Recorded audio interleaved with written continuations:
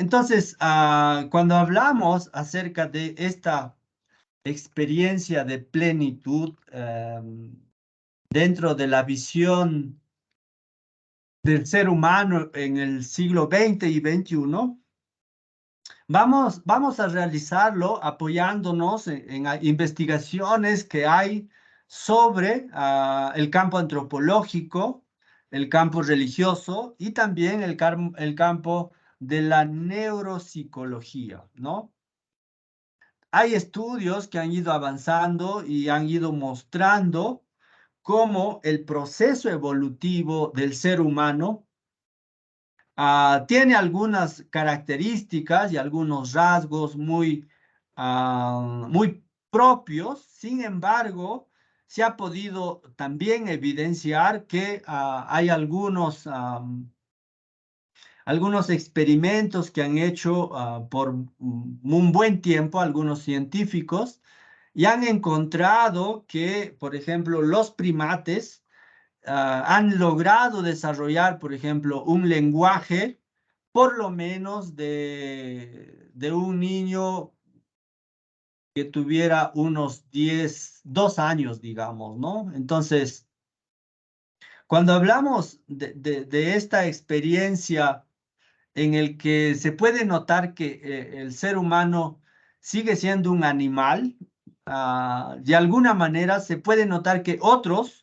también otros animales son capaces de emocionarse, capaces de desarrollar un lenguaje y capaces de tener este sistema límbico que de alguna manera les permite asociarse en grupos, por ejemplo, como son la realidad de las hormigas, la realidad de las abejas, la realidad de los primates que tienen sus propios símbolos para poder algún momento cuando están en riesgo emitir algunos sonidos y ponerse a salvo. Entonces, la ciencia ha ido mostrando que prácticamente el ser humano sí tiene algunas características muy propias que le hacen de alguna manera una especie de alguien que tiene cierta libertad, cierta autonomía, pero también estas mismas características en determinados momentos es compartido por otros seres vivos del planeta. Entonces, en ese sentido, cuando hablamos de la búsqueda de plenitud o si quieren una experiencia oceánica, una autorrealización según Abraham Maslow, o también, si desean ser feliz con las vivencias que uno va atravesando, implica de alguna manera un proceso y etapas por lo que uno tiene que atravesar. Entonces, en esa línea, queremos avanzar en estos minutos que tenemos de esta sesión. Entonces, uno de los grandes peligros del hombre del siglo XX, estamos hablando de 1900 y parte de este siglo XXI, de estos 23 años, es que el ser humano se quería configurar como que es el dueño y patrón de su propio destino y que todo lo puede lograr a través de la fuerza de voluntad, ¿no? Y cuando hablamos de la fuerza de voluntad, obviamente aquí ya se puede notar claramente que hay la influencia de los grandes pensadores del siglo XX, donde ellos tratan de mostrar, mirando hacia la época de los primeros griegos, donde encontramos, por ejemplo, aquí en la imagen se puede notar el mito de Sísifo, seguramente algunos lo conocen muy bien. Es esta experiencia, ¿no? De querer avanzar hacia lo más alto, pero justo cuando ya está llegando, otra vez retorna al principio y otra vez tiene que empezar a empujar esta roca. Y está esa lucha constante, ¿no? Del ser humano que quiere por sus propias fuerzas alcanzar esa experiencia de plenitud o esa experiencia de felicidad, si ustedes quieren, pero que en determinados momentos se siente frustrado y no logra. Entonces, en ese sentido, Ante ese peligro han aparecido lo que normalmente se conoce como la voluntad de poder y también la voluntad de placer. Hablamos aquí de la voluntad de poder en cuanto que te permite tomar decisiones sobre otros seres humanos, ¿no? Y también la voluntad de placer tiene que ver en lograr conseguir en todo lo que realices, de alguna manera, una cierta experiencia de satisfacción y a la vez también de sentirte realizado o pleno con aquello que vas haciendo. Entonces, aquí la voluntad de placer no es solo en un sentido hedonista, sino es más buscando un significado a las cosas que uno va haciendo. Sin embargo, esta voluntad de poder y esta voluntad de placer están muy introducidos dentro de la literatura, ya sea filosófica y también psicológica, donde en algunos momentos, por ejemplo, ¿no? Solamente para contextualizar, en el siglo XX la voluntad de poder llevó a la humanidad a dos guerras mundiales, ¿no? Entonces, esa experiencia de decir que la voluntad de poder permite al ser humano alcanzar el máximo del progreso y su desarrollo es falso, ¿no? El hombre siempre progresando y el hombre siempre avanzando es falso. ¿Por qué? Porque así como es capaz de desarrollar tecnología, de desarrollar ciencia, también es capaz de construir y fabricar su propia autodestrucción. Entonces, a raíz de todo esto, aparece que la voluntad de poder no es suficiente y que la voluntad de poder debe tener ciertos límites. Y por eso han aparecido lo que normalmente está reconocido como la Declaración de los Derechos Humanos Universales. Y paralelo a esto aparece obviamente todo el desarrollo del pensamiento psicoanalítico, donde prácticamente se puede notar que el ser humano tiene como dos principios o dos fuerzas, ¿no? La fuerza de la vida y la fuerza de la muerte, la fuerza del amor y la fuerza del tánatos. Entonces, en esa perspectiva, la voluntad de poder, la voluntad de placer, perdón, tampoco resuelve todo el problema, porque sería reducir al ser humano solo a un nivel de instintos de generación o de la descendencia de alguna manera instintiva, cuando en realidad el ser humano es capaz, como hemos visto en la primera sesión, de trascender el espacio y el tiempo, y eso implica cierta disciplina y implica también cierto orden, cierta planificación, y de alguna manera que el ser humano sea consciente de que esto no resuelve toda su existencia y no le da ese plus que está buscando y que normalmente a veces fracasa, ¿no? Entonces, ante ese peligro de esta fuerza de voluntad, fuerza de poder y voluntad de poder y voluntad de placer, obviamente el ser humano se ha frustrado después de esas experiencias y entonces han empezado a cuestionarse y a sostener por qué el ser humano es capaz de fabricar una bomba atómica y por eso incluso hay autores que hablan el ser humano de la era de la bomba atómica donde prácticamente al confiar en su desarrollo de pensamiento científico, y si quieren más adelante veremos esta parte del positivismo, donde prácticamente lo lleva a una situación de sinsentido. Entonces, ante esa realidad, obviamente, tiene que haber otra opción en el que el ser humano tiene que volver a esa realidad de que no es nada sobre la tierra, es un ser vivo más como tantos, como cualquier otro animal del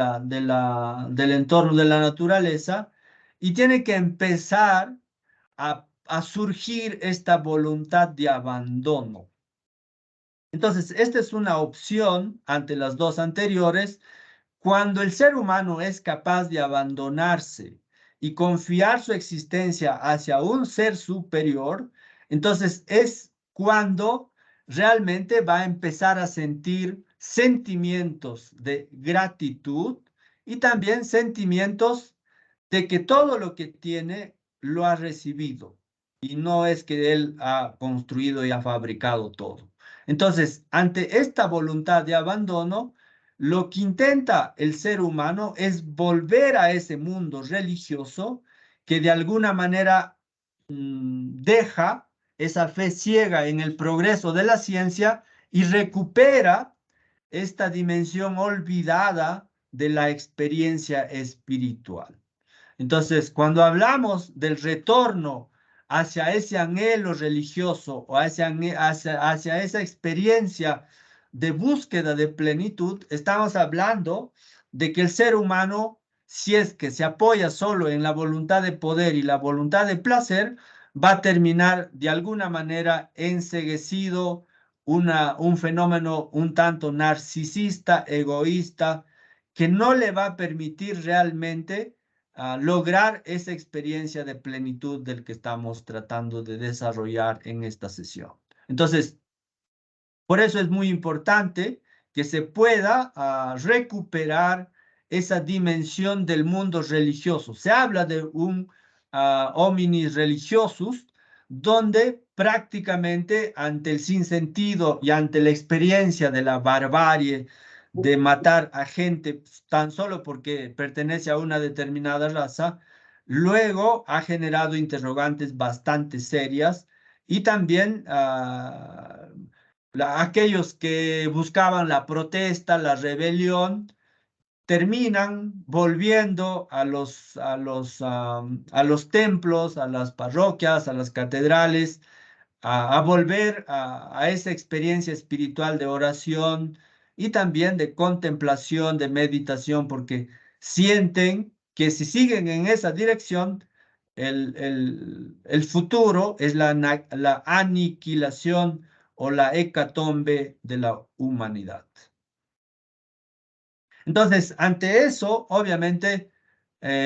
podemos también sostener que en algún momento, cuando el ser humano quiere ser el que manda, el que ordena y el que dirige y el que decide, todo a través de la fuerza de voluntad, normalmente se ha podido notar que a veces experiencias de grupos de cualquier índole, no hablamos solo de grupos religiosos o parroquiales, sino grupos culturales, grupos deportivos, de cualquiera, normalmente terminan convirtiéndose en sociedades éticas o sociedades filosóficas. ¿Y qué es lo que buscan? Obviamente, el ser humano, al ser un animal social, como había ya dicho Aristóteles, buscan y tratan de formar grupos donde puedan de alguna manera volver a conectar esa vivencia o esa experiencia de ser capaces de relacionarse con el otro o lo que normalmente está conocido como la inteligencia interpersonal. Obviamente aquí podríamos hacer una crítica bastante fuerte, ¿no? Hoy la juventud tiene mucha dificultad para interactuar con los demás porque prácticamente solo interactúan con artefactos, ¿no? O sea, se pasan mucho tiempo pasando el dedo sobre un aparato electrónico, pero cuando empiezas tal vez no quiero generalizar, pero hay casos y casos en el que puedes,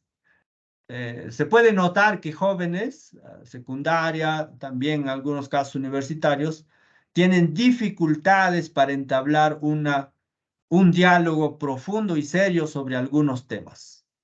Entonces, ante esa realidad, obviamente, hay una necesidad de recuperar estos espacios donde la gente pueda volver a aprender a dialogar con su prójimo o también con sus semejantes. Y también estos grupos o estas sociedades terminan en algunos casos solamente convirtiéndose como una agencia de asistencialismo social. Obviamente, en algunos casos sí permite paliar ciertas necesidades básicas de grupos que son desfavorecidos o no cuentan prácticamente con las satisfacciones básicas cubiertas. Entonces, también esta es una forma de escapismo a una profunda espiritualidad si el ser humano antropológicamente quiere alcanzar, o lo que normalmente estamos hablando de una experiencia de plenitud. También los grupos o estas sociedades permiten, en algunos casos, si son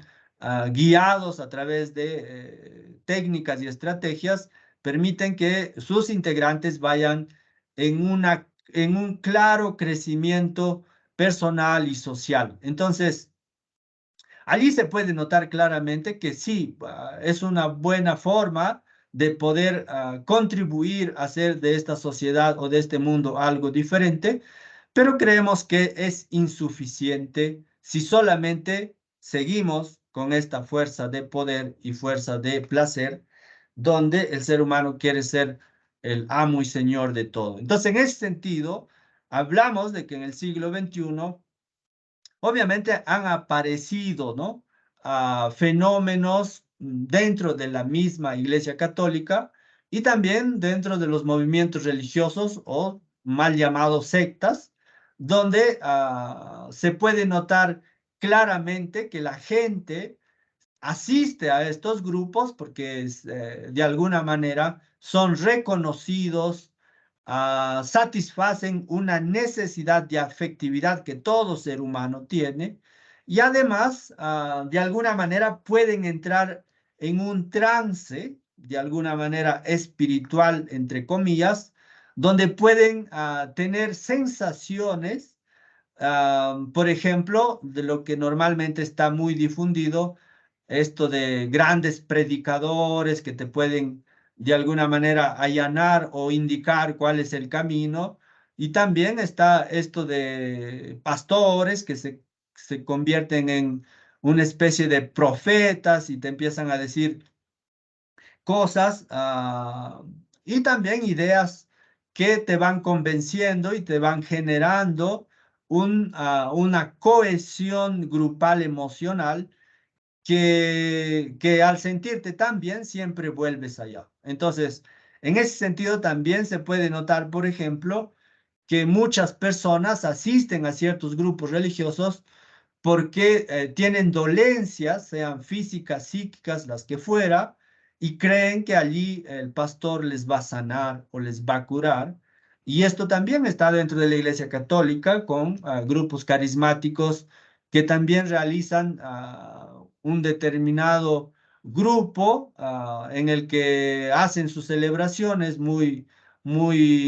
cerrados, a veces no dejan a otros que participen y allí ya podemos hablar de que el hombre y la mujer del siglo XXI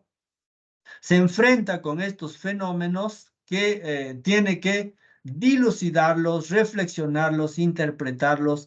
y también ser crítico con esto. Y aquí ya obviamente estamos hablando en el que hay una mezcla entre lo que normalmente se conoce en la experiencia religiosa y la parte psíquica del ser humano. Y por eso normalmente en algunos casos se puede ver cómo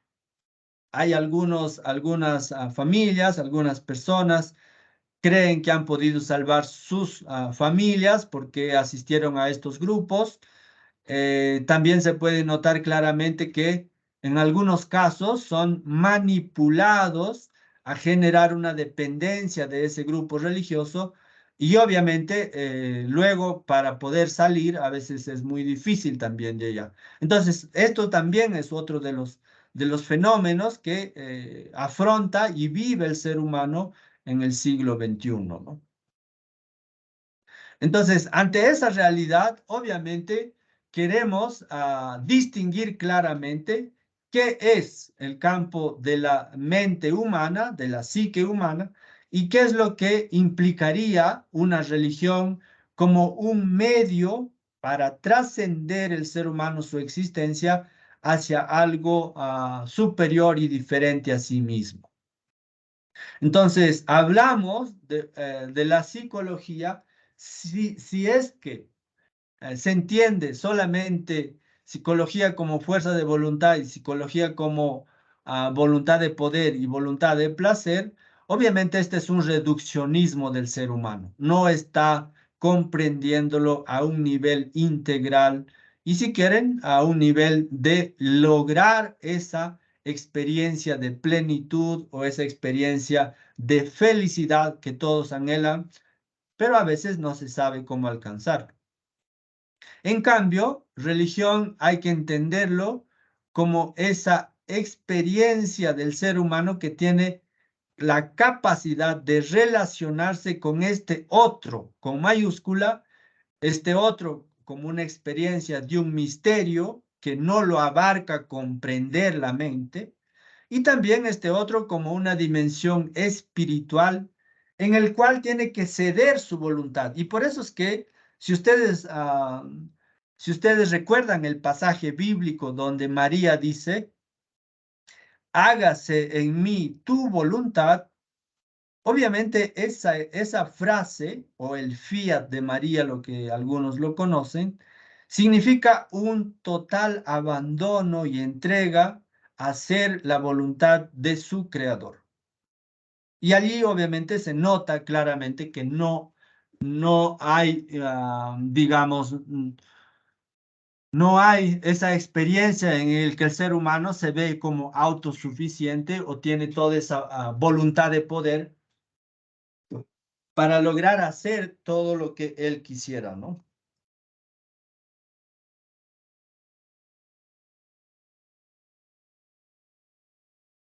Ahora, ante esta experiencia, obviamente hay otros fenómenos más que vamos a abordarlo, pero antes de avanzar me gustaría saber si estamos bien hasta aquí o hay alguna opinión o consulta que sería bienvenida, ¿no?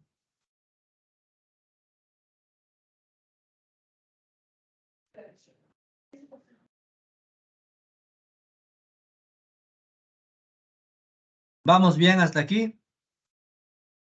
Sí, Licen, todo bien. Sí, se entiende, magíster. Perfecto. Entonces vamos a continuar. Porque al ver, digamos, este fenómeno religioso psicológico, se puede notar claramente que el campo de las terapias y también de las estrategias y técnicas psicológicas han ido invadiendo mucho la formación y también la capacitación, ya sean de sacerdotes, diáconos, seminaristas, y todos los otros que implican en el campo del desarrollo de la religión cristiana católica. Por ejemplo, se habla mucho de la dirección espiritual, por ejemplo, ¿no? Dentro del campo profesional, podríamos hablar nosotros de lo que sería un plan estratégico personal para lograr tus sueños, tus metas y pueda ser realmente un momento tener esa experiencia de plenitud, ¿no? Pero dentro del campo religioso se habla de la dirección espiritual en el que una persona adulta con mucha experiencia acompaña a otros más jóvenes para encontrar de alguna manera hacer ese camino del crecimiento espiritual, del crecimiento moral, del crecimiento en una dirección de cometer menos errores, digamos, ¿no? Entonces, la dirección espiritual allí se entendería como tener un maestro que te muestra los pasos que debes ir dando para poder lograr todo aquello que quieres. Entonces, esto está muy desarrollado y es muy tradicional dentro del campo de la formación de la Iglesia Católica, ¿no? Pero también el campo psicológico ha ayudado a la gente a encontrar técnicas para tener una mayor concentración, también para tener un mejor rendimiento, también para mantener la paz interior y no actuar compulsivamente o impulsivamente. Y para eso también se han valido, ¿no? De técnicas de relajación, técnicas de meditación, posturas incluso. Y la psicología igual ha desarrollado todo lo que está muy difundido, las dinámicas de grupo, donde obviamente hay autores que han desarrollado cómo es el proceso evolutivo de un grupo y todos los seres humanos en determinados momentos, como hemos visto en las etapas de la fe humana, siempre pertenece o está influenciado por la forma como los grupos lo van configurando, ¿no? Entonces, allí se puede notar claramente igual esta conexión y obviamente eso desde la visión del campo psicológico, pero también debemos recuperar que el campo de la tradición cristiana católica y la visión del ser humano antiguamente estaba muy enfatizado en la oración y la meditación, que son propios de lugares o conventos o monasterios que están muy difundidos en Europa, donde pasaban, ¿no? Mucho tiempo estas personas meditando la Sagrada Escritura, meditando alguna frase significativa y de alguna manera les permitía serenar el espíritu y tener una mejor convivencia. Entonces, la pregunta es muy sencilla, ¿no? O sea, ¿por qué existe tanto conflicto, tanto problema, tanto negativismo en la sociedad? Precisamente porque no cultiva esta dimensión espiritual del ser humano y por eso normalmente hay mucha gritería y lo que normalmente se escucha, ¿no? Gritas parece una vendedora de la cancha y sería una frase así muy popular, digamos, ¿no? Pero también debemos enfatizar de que esta relación que existe dentro del campo de la psicología y la religión no es de ahora, ¿no? O sea, tampoco vamos a ser ingenuos en decir, no, esto es un fenómeno propio de este tiempo. No es tanto así. La psicología como ciencia obviamente está a partir de 1879 en adelante, pero antes muchos pensadores han escrito y han desarrollado toda la parte moral y también toda la parte de el desarrollo del individuo, el autoconocimiento, entre otras cosas. Y si no, no existiría pues la frase famosa de Sócrates allá en el templo de Delfos cuando se dice conócete a ti mismo, por ejemplo, ¿no? Entonces, en ese sentido, podemos decir que este vínculo entre psicología y religión normalmente siempre ha estado, siempre ha existido, pero después de que se ha ido obviamente desarrollando la ciencia a nivel del positivismo con Augusto Comte, en el que empieza a sostener y a decir de que solo vamos a aceptar aquello que se puede comprobar, aquello que se puede observar, aquello que se puede medir. Entonces, allí, obviamente, esto ha generado de alguna manera algunos cambios en la percepción de ciertos fenómenos, incluso podríamos decir de trastornos de personalidad que existían antes. Entonces, aquí podemos decir, por ejemplo, la Edad Media era totalmente un mundo religioso, por no decir teocéntrico, teocrático, si quieren, ¿no? Donde solo se podía leer la Biblia por determinadas personas, ciertos libros no estaban permitidos para otros, y también se puede notar de cómo estos desórdenes, si es que entendemos dentro del campo de la psicopatología, estos desórdenes psicológicos, ya sea, por ejemplo, una epilepsia, ya sea una esquizofrenia, normalmente se interpretaba como una posesión diabólica o lo que normalmente se decía está poseído por Satanás, por Lucifer, entre otros, y o le ha pasado eso porque obviamente ha llevado una vida inmoral, una vida desordenada, una vida entregada a los placeres mundanos. Se manejaba un tanto este lenguaje y obviamente las formas de cómo se podía curar estas situaciones era a través del famoso exorcismo, y por eso el Vaticano formaba a grandes exorcistas, y hasta hay películas sobre esto. Y también está muy marcado lo que normalmente pasaba, ¿no? Cuando un emperador o un rey de alguna manera no cumplía con sus obligaciones tanto de gobierno, de política, de economía o de familia, le imponía, ya sea un cardenal, un obispo o un sacerdote, una penitencia donde tenía que cumplirlo para poder reparar ese daño que ha hecho. Entonces, aquí se puede notar de alguna manera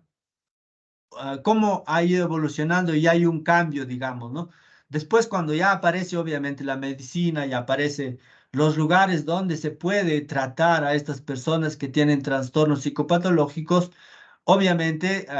empieza a aparecer todo lo que se llaman los tratamientos de la epilepsia, tratamientos de la esquizofrenia, tratamientos de personalidades disruptivas o limítrofes, o también a personas con dificultades con sustancias controladas, porque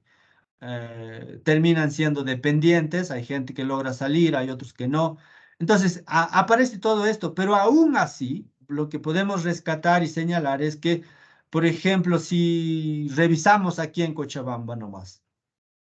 quienes aún siguen atendiendo a este tipo de población, a estas personas que tienen estas dificultades para afrontar la vida, normalmente es una institución religiosa llamada San Juan de Dios, que está obviamente dirigida por los frailes o hermanos de esa congregación, ¿no? Entonces, la iglesia sigue contribuyendo, sigue de alguna manera atendiendo esta demanda. Sé que no lo hará a lo mejor como todos esperaran, pero creo que aún sigue siendo un referente donde mucha gente va, se interna, se queda un tiempo, luego sale, en algunos casos mejoran, otras veces recaen, y todo lo que implica todo esto. Entonces, por eso es que a veces cuando se realiza una crítica al desarrollo del pensamiento cultural cristiano católico, o si quieren propiamente antropología cristiana, a veces hay algunas críticas muy ácidas, pero también habría que desenmascararlos si son injustificadas o en algunos casos a lo mejor tengan la razón, ¿no? Entonces, en ese sentido, podemos decir que la forma como el hombre o la persona del siglo XXI, ah,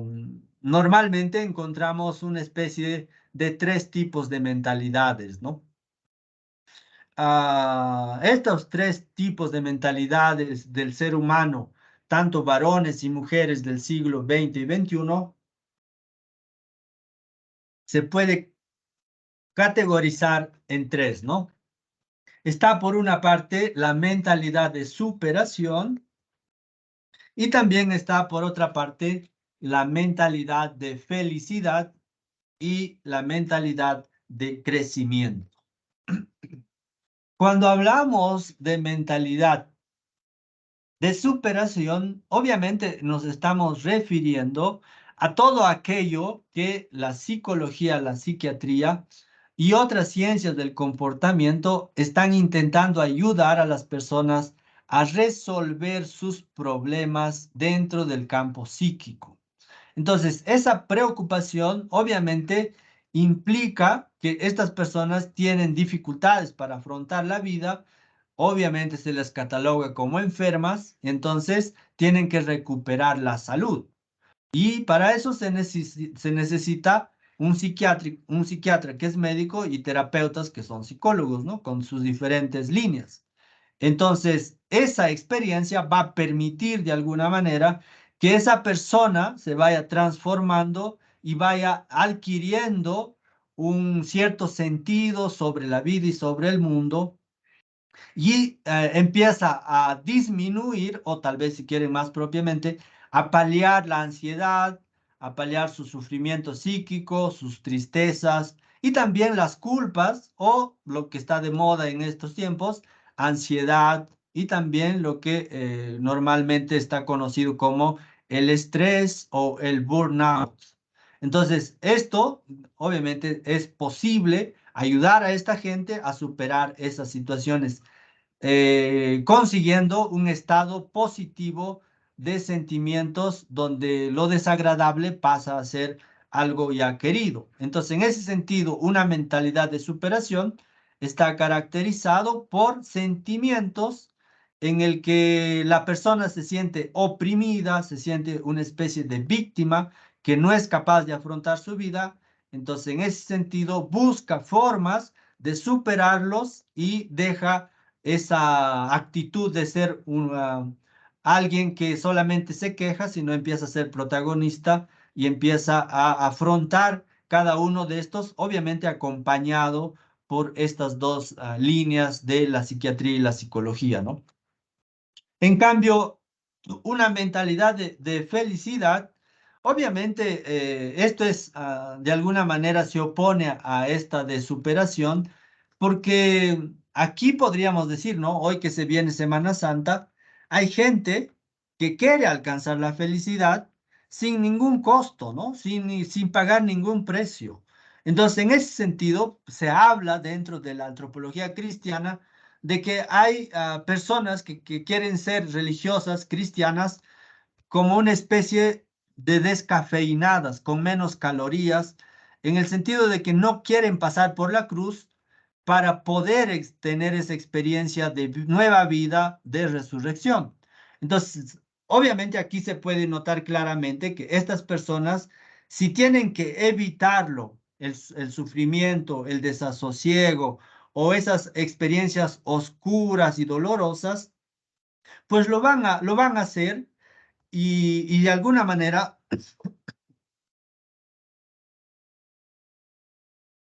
aquí estaríamos hablando de alguna manera, estaríamos hablando de una experiencia narcisista espiritual donde prácticamente el individualismo sería el patrón de conducta o también buscan esa situación en el que evitan por todos los medios y quieren una autosalvación sin pagar el precio, digamos, ¿no? Entonces, en ese sentido es importante reconocer aquí que para ser cristiano católico, uno tiene que hacer ese proceso y ese camino de ascesis o de purificación porque el ser humano es complejo, como hemos visto, ¿no? Multidimensional. Entonces, en ese sentido, esta experiencia de felicidad no lo vas a lograr si es que siempre estás buscando solamente satisfacción o solamente estás buscando evitar el dolor a toda costa, ¿no? Entonces, es muy importante que se pueda encontrar esta línea donde la felicidad implica, de alguna manera, atravesar ese camino que hizo Jesús y también implica que tu autosalvación no viene gratis.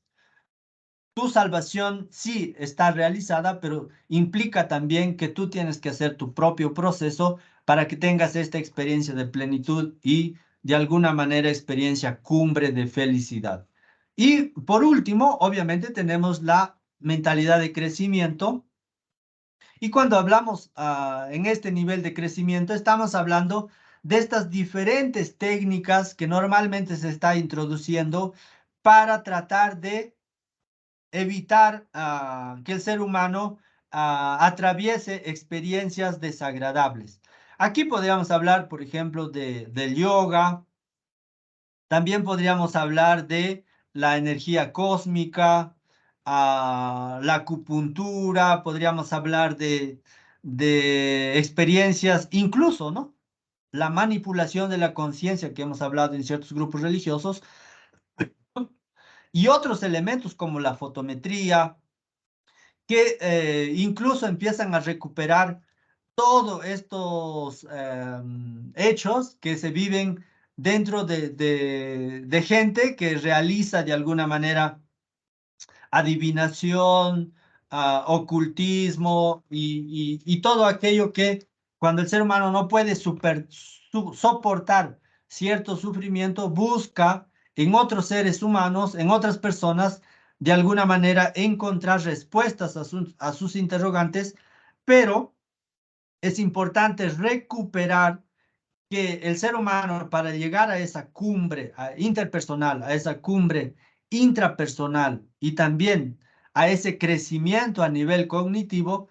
la única forma, según la antropología cristiana, es volver a esa experiencia oceánica de que el ser humano es ser trascendente y debe recuperar esa dimensión espiritual de la oración, de la meditación. El hombre no tiene experiencia de Dios, el hombre es experiencia de Dios. Entonces, en ese sentido, podemos hablar, obviamente, de que la experiencia de plenitud solo se logra en cuanto que uno termina cediendo su voluntad hacia este otro con mayúscula, y es la única forma en el que realmente será una felicidad total, plena, y también con sus dificultades, obviamente, ¿no? Entonces, llegado a este punto, hemos